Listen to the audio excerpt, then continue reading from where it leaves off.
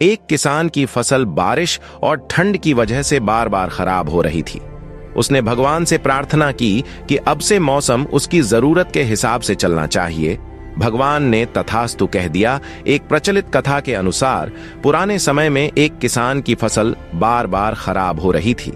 कभी तेज बारिश की वजह से, कभी तेज धूप की वजह से, कभी ठंड की वजह से उसकी फसल पनप नहीं पा रही थी। एक दिन इससे दुखी होकर किसान भगवान पर नाराज हो गया। वह भगवान को लगातार कोस रहा था। तभी वहां भगवान प्रकट हुए। किसान ने भगवान से कहा कि भगवान, आपको खेती की बिल्कुल भी जानकारी नहीं है। आपकी गलत समय पर बारिश कर देते हो, कभी भी तेज धूप और ठंड बढ़ा देते हो। इससे हर बार मेरी फसल खराब हो जाती है। आप मेरी अगली फसल तक मेरे अनुसार मौसम कर दीजिए। जैसा मैं चाहूं वैसा ही मौसम रहे। ये बातें सुनकर भगवान ने कहा कि ठीक, अब से ऐसा ही होगा। ये बोलकर वे अनर्थ ध्यान हो गए। अगले दिन से किसान ने फिर से गेहूं की खेती शुरू कर दी। अब जब वह बारिश चाहता था तब बारिश होती, फसल के लिए जब उसे धूप की जरूरत होती तब धूप निकलती। इस तरह उसकी इच्छा के अनुसार मौसम चल रहा था। धीरे धीरे उसकी फसल तैयार हो गई। हरे भरे खेत को देखकर किसान बहुत खुश था।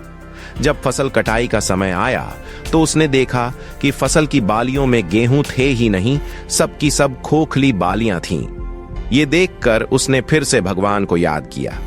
भगवान प्रकट हुए तो इसकी वजह पूछी। भगवान ने कहा कि तुम्हारी फसल ने बिल्कुल भी संघर्ष नहीं किया है, इसी वजह से ये खोखली हो गई है। जब फसलें तेज बारिश में, तेज हवा में खुद को बचाए रखने का संघर्ष करती है, तेज धूप से लड़ती है, तभी उसमें दाने बनने की प्रक्रिया शुरू होती है।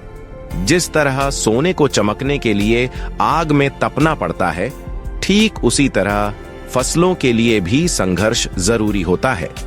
ये बात किसान को समझ आ गई और उसे अपनी भूल का एहसास हो गया।